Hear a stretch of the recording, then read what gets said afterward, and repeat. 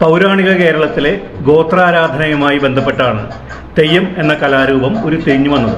അവരുടെ ആരാധനാമൂർത്തികളായിരുന്നു മരങ്ങൾ, കുന്നുകൾ, നദികൾ, മൃഗങ്ങൾ ഇവയൊക്കെ. പിന്നീട് കാവുകൾ പ്രാദേശികമായി രൂപപ്പെട്ടു വന്നു. അവിടെ സർപ്പങ്ങളും ഗ്രാമദേവതകളും പ്രതിഷ്ഠിക്കപ്പെട്ടു. ആണ്ടുതോറും ഉത്സവങ്ങൾ. ജനവിഭാഗങ്ങൾ മരിച്ചവരുടെ ആത്മാക്കളെ ഗ്രാമദേവതകളായി ആരാധിച്ചു. അവരിൽ യുദ്ധവീരന്മാർ, അനീതിക്കെതിരെ പോരാടിയവർ, കഴിവുറ്റ സ്ത്രീരത്നങ്ങൾ എന്നിവരുണ്ടായിരുന്നു. ഇവരുടെ കഥകൾ അവർ തെയ്യക്കോലം കെട്ടിയാടി. പ്രത്യേക വേഷങ്ങൾ, വാദ്യങ്ങൾ, ഇത് അവതരിപ്പിക്കുവാൻ പ്രത്യേക ജനവിഭാഗങ്ങൾ. അവർ ഈ അനുഷ്ഠാനം പാരമ്പര്യമായി നടത്തിപ്പോന്നു. തെയ്യം കെട്ടുന്നവൻ ദൈവതുല്യൻ. അവന് മുന്നിൽ രാജാവും വണങ്ങും. തെയ്യത്തിന് ഗ്രാമവാസികളുടെ തെറ്റുകൾ ചൂണ്ടാം, അധികാര ദുർവിനിയോഗം വിമർശിക്കാം, ഉപദേശിക്കാം. ജനങ്ങൾക്ക് തെയ്യത്തോട് ദുഃഖങ്ങൾ പറയാം, പരിഹാരം കേൾക്കാം. ഇന്ന് ചിന്തിക്കുമ്പോൾ അക്കാലത്ത് ഇതൊരു വിപ്ലവം തന്നെയായിരുന്നു. സ്ഥാനമാന ഭേദങ്ങളില്ലാതെ തെയ്യത്തെ വണങ്ങുന്ന ഒരു സമൂഹം. പിന്നീട് വന്ന ബ്രാഹ്മണ സ്വാധീനം തെയ്യത്തെ മഹത്വവൽക്കരിക്കപ്പെടുന്ന അവസ്ഥയിലേക്ക് കൊണ്ടുവന്നു. ആദ്യകാലത്ത് കാവുകളിലും ഗോത്ര വിഭാഗങ്ങളിലും മാത്രം ഒതുങ്ങിയിരുന്ന തെയ്യം പിന്നീട് പ്രധാന ക്ഷേത്രങ്ങളിലും അവരുടെ ഉത്സവത്തിന്റെ ഭാഗമാക്കി. തെയ്യത്തിൽ ദേവി, വിഷ്ണു, ശിവരൂപങ്ങൾ സ്വീകരിക്കപ്പെട്ടു. എന്നാൽ ഇപ്പോഴും തെയ്യത്തിന്റെ ജനകീയതയും ഗോത്ര അവിശേഷതയും മാറിയിട്ടില്ല. ഇത് രണ്ടിൻ്റെയും സംയോജനമാണ്, അല്ലെങ്കിൽ സമന്വയമാണ് നമ്മൾ ഇന്ന് കാണുന്ന തെയ്യം എന്ന കലാരൂപം. തെയ്യത്തിൻ്റെ ചിത്രീകരണവുമായി ബന്ധപ്പെട്ട് ഞങ്ങൾ കണ്ണൂർ ജില്ലയിലുള്ള ചെറുവത്തൂർ എന്ന ഗ്രാമത്തിലുള്ള ക്ഷേത്രത്തിലേക്കാണ് വന്നിരിക്കുന്നത്. ഈ ക്ഷേത്രത്തിൻ്റെ അടുത്താണ് ഞങ്ങൾ റിലേറ്റീവായ കുഞ്ഞിരാമൻ ചേട്ടനും ശാരദ ടീച്ചറും താമസിക്കുന്നത്. തെയ്യത്തിനെ കുറിച്ച് പറഞ്ഞാല് പിന്നെ പല ഇതായിട്ട് വരുന്നുണ്ട്. ഇപ്പം മുച്ചിലോട്ട് ഭഗവതി ഉണ്ടല്ലോ, അങ്ങോട്ട് ഇവിടെ വാണിയര് പിന്നെ കുലദേവതയാണ്. അവര് പിന്നെ വലിയ വിവരമുള്ളവരായിരുന്നു. അപ്പൊ ഈ തർക്കത്തിനൊക്കെ പോയപ്പോ ഈ പെൺകുട്ടിയാണ് കൂടുതൽ പിന്നെ എല്ലാരെക്കാളും ജയിക്കുന്നത്, പണ്ഡിതന്മാരെക്കാളും ജയിച്ചു വരുന്നത് ഈ പെൺകുട്ടിയാണ്. അപ്പൊ ഈ പെൺകുട്ടിക്ക് വേണ്ടിയിട്ട്, പെൺകുട്ടീനെ ചീത്തയാക്കാൻ വേണ്ടിയിട്ട് ഇവരെല്ലാം കൂടി ഒന്നിച്ചാക്കി. അപ്പോ ഈ പെൺകുട്ടിയോട് ചോദിച്ചു, ചർച്ചയാണല്ലോ മുമ്പെല്ലാം ഈ രാജ്യസഭയിൽ ഇരിക്കുന്ന ചർച്ചയല്ലേ, ആ ചർച്ചയിൽ പറഞ്ഞു പിന്നെ ഒരു സ്ത്രീക്ക് ഏറ്റവും വിഷമപ്പെട്ട വേദന ഏതാന്ന് ചോദിച്ചു. അപ്പൊ പറഞ്ഞു പ്രസവവേദനയാണ്. അപ്പൊ നീ പ്രസവിച്ചിട്ടുണ്ടാവും, അല്ലെങ്കിൽ ഈ വേദന എനിക്ക് അറിയില്ലല്ലോ, പോയി. അപ്പൊ അതുകൊണ്ട് അവര് ഭയങ്കര അപമാനിച്ചു. എന്നിട്ട് അവര് മരിക്കാൻ വേണ്ടി തീരുമാനിച്ചു. എന്നിട്ട് ഈ പിന്നെ വാണിയരെടുത്ത് എണ്ണയും അതെല്ലാം മേടിച്ചിട്ട് അവസാനം ആത്മഹത്യ ചെയ്തു. അത് ആ സ്ത്രീയാണ് പിന്നെ ഇവരെ മുച്ചിലോട്ട് ഭഗവതി എന്നുള്ള ഐതിഹ്യം, അതിന്റെ പുറകിലുള്ള ഐതിഹ്യം ഇങ്ങനെ ഒരു കന്യക. ഈ കുഞ്ഞിരാമൻ ചേട്ടൻ അദ്ദേഹത്തിന്റെ ശാരദ ടീച്ചറും പറഞ്ഞ ചില കാര്യങ്ങൾ വെച്ച് നോക്കുമ്പോൾ ഈ തെയ്യം എന്നുള്ള കലാരൂപത്തിന് ഒരു 3 ഘട്ടങ്ങളാണുള്ളത്. ആദ്യ ഘട്ടമാണ് തോറ്റം. തോറ്റം എന്ന് പറയുന്നത് ദൈവത്തെ വിളിക്കുന്ന ആദ്യ ഘട്ടമാണ്. ലളിതമായ ഒരു വേഷവിധാനത്തോടു കൂടി വന്ന് ഈ ദൈവത്തിന്റെ ഈ കഥകളും എല്ലാം പറയുന്ന ഒരു ഘട്ടമാണ് തോറ്റം. രണ്ടാമത്തെ ഘട്ടം എന്ന് പറയുമ്പോൾ അതിൽ ദൈവാവേശം തുടങ്ങുന്ന രൂപമാണ്. അപ്പോൾ ഒരു മിനിമം വേഷം വിധാനത്തോടു കൂടിയാണ് അതിൽ വരുന്നത്. ചുമന്ന വേഷമൊക്കെ ആയിരിക്കും. അതാണ് നമ്മൾ ഇപ്പോൾ അമ്പലത്തിൽ ഇന്ന് രാത്രി കാണാൻ പോകുന്നത് വെള്ളാട്ടമാണ്. പിന്നീട് പിറ്റേ ദിവസമാണ് തെയ്യങ്ങൾ അവതരിപ്പിക്കപ്പെടുന്നത്. അപ്പോൾ അതിലാദ്യം നമ്മളിപ്പോൾ ഈ വീഡിയോയിലുള്ളത് വിഷ്ണുമൂർത്തി തെയ്യം, പിന്നീട് വരുന്നത് ഭഗവതി തെയ്യം. അപ്പോൾ ഈ തെയ്യത്തിന്റെ 3 ഘട്ടങ്ങൾ ആണ് ഞാനിപ്പോൾ ഈ പറഞ്ഞത്: തോറ്റം, വെള്ളാട്ടം, തെയ്യം.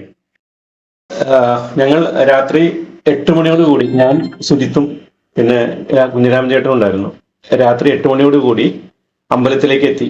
കരിവള്ളൂർ എന്ന സ്ഥലത്തെ സോമേശ്വരി ക്ഷേത്രമാണ് ഇപ്പോൾ കാണുന്നത്. ഇവിടെയാണ് ഉത്സവം നടക്കുന്നത്. അമ്പല പരിസരം ജനനിമിഡമാണ്. നാടകം സ്റ്റേജിൽ നടക്കാൻ പോവുകയാണ്. ഇപ്പോൾ കാണിക്കുന്ന വെള്ളാട്ടം കഴിഞ്ഞിട്ടാണ് നാടകം ആരംഭിക്കുന്നത്. ഞങ്ങൾ അമ്പലത്തിനുള്ള ഉത്സവത്തേക്ക് പ്രവേശിച്ചു. അവിടെ കലാകാരന്മാർ ചമയങ്ങൾ അണിഞ്ഞ് ഒരുങ്ങുകയാണ് വെള്ളാട്ടം എന്നുള്ള കലാരൂപം അവതരിപ്പിക്കാനായിട്ട്.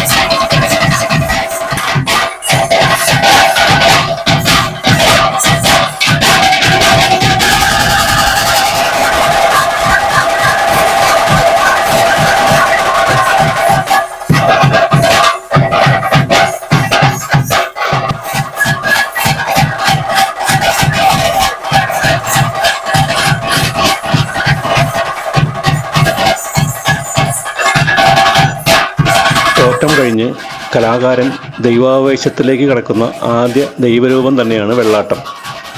ഇത് ദൈവം കലാകാരനിൽ പ്രവേശിക്കുന്ന നിമിഷം എന്ന് വിശ്വസിക്കുന്നു. വെള്ളാട്ടത്തിൻ്റെ പ്രത്യേകതകൾ ഇതാണ്. മുഖത്ത് ലളിതമായ ചായമായിരിക്കും. ചുവന്ന അല്ലെങ്കിൽ വെള്ള നിറമുള്ള വേഷമാണ് ഇതിന് ഉപയോഗിക്കുന്നത്. നെഞ്ചിൽ ചന്ദനം, കുറി എന്നിവയുണ്ടാകും. ചെറിയ തലമുടിയായിരിക്കും, വലിയ നീണ്ട മുടിയല്ല. കയ്യിൽ വാൾ അല്ലെങ്കിൽ വടി എന്നിവ ഉണ്ടാകും. ഇത് പൂർണ്ണ തെയ്യത്തിന് മുന്നുള്ള ദൈവരൂപമാണ്. വെള്ളാട്ട സമയത്ത്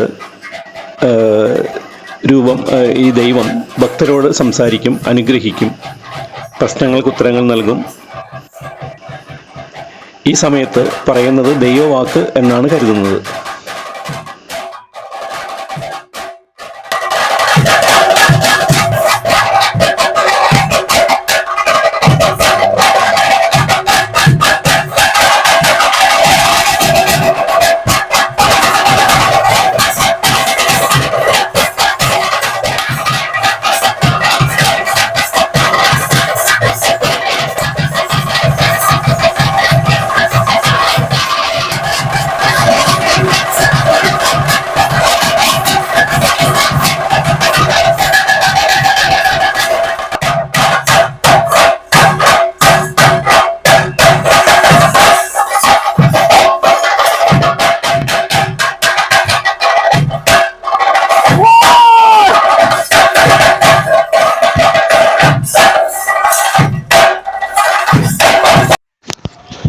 പിറ്റേ ദിവസം നേരം പുലർന്നതിന് ശേഷമുള്ള ക്ഷേത്ര പരിസരം ഇവിടെ ഉത്സവത്തിൻ്റെ അവസാന ദിവസമാണ്.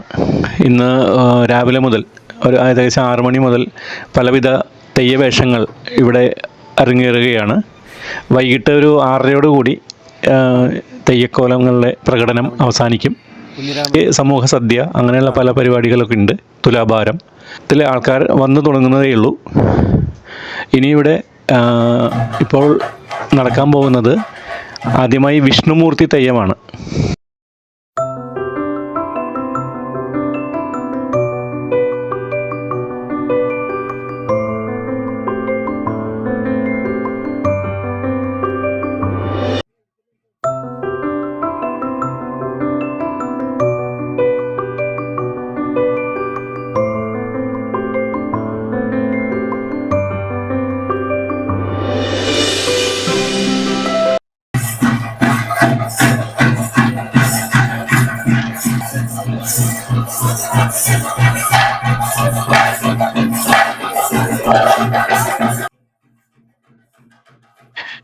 ഇപ്പോൾ ഇവിടെ നടന്നുകൊണ്ടിരിക്കുന്നത് വിഷ്ണുമൂർത്തി തെയ്യത്തിൻ്റെ അവതരണമാണ്. ഏറ്റവും ശക്തിയും ഭക്തിപരമായ തെയ്യങ്ങളിൽ ഒന്നാണ് വിഷ്ണുമൂർത്തി തെയ്യം. ഇത് നരസിംഹാവതാരമായ വിഷ്ണുവിൻ്റെ ദൈവരൂപമാണ്. ഹിരണ്യകശിപു എന്ന അസുരൻ എനിക്ക് മരണമില്ല എന്ന വരം നേടി ലോകത്തെ പീഡിപ്പിച്ചു. ഹിരണ്യകശിപുവിൻ്റെ മകൻ പ്രഹ്ലാദൻ വിഷ്ണുവിൻ്റെ ഭക്തനായിരുന്നു. ഹിരണ്യകശിപു ചോദിച്ചു, നിന്റെ വിഷ്ണു എവിടെയാണ്? അപ്പോൾ പ്രഹ്ലാദൻ പറഞ്ഞു, എല്ലായിടത്തുമുണ്ട്. അപ്പോൾ ഒരു തൂണിൽ നിന്ന് ഭീകരമായ നരസിംഹ രൂപത്തിൽ വിഷ്ണു പുറപ്പെട്ട് ഹിരണ്യകശിപുവിനെ വധിച്ചു. ഈ നരസിംഹ ശക്തിയാണ് വിഷ്ണുമൂർത്തി തെയ്യം. വിഷ്ണുമൂർത്തി തെയ്യത്തിൻ്റെ രൂപം എന്ന് പറയുമ്പോൾ ചുവന്ന മുഖവും വലിയ കണ്ണുകൾ, ഭീകരമായ മുടി, കിരീടം, നെഞ്ചിൽ ആയുധ ചിഹ്നങ്ങൾ, കയ്യിൽ വാൾ, കത്തി എന്നിവ. ഇത് രക്ഷകനും നാശകനുമായ ദൈവരൂപമാണ്.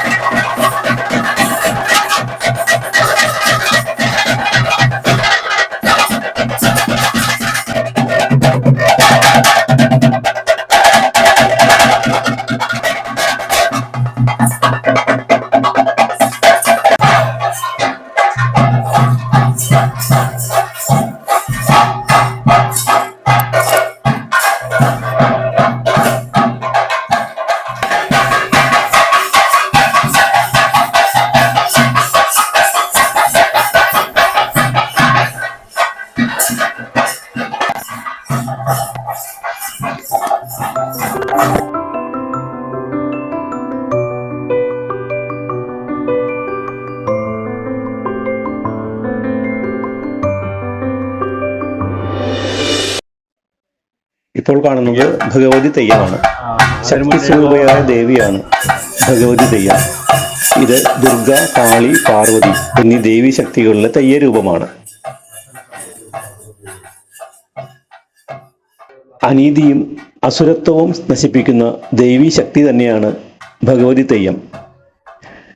ഭഗവതി തെയ്യത്തിന് ചുവന്ന മുഖവും ഭീകരവും കരുണയും ഒരുമിച്ച് പ്രകടിപ്പിക്കപ്പെടുന്ന മുഖഭാവവും, വലിയ മുടി, കിരീടം, നെഞ്ചിൽ ആയുധ ചിഹ്നങ്ങൾ, കയ്യിൽ വാൾ, ചുരിക, ത്രിശൂലം എന്നിവ ഉണ്ടായിരിക്കും.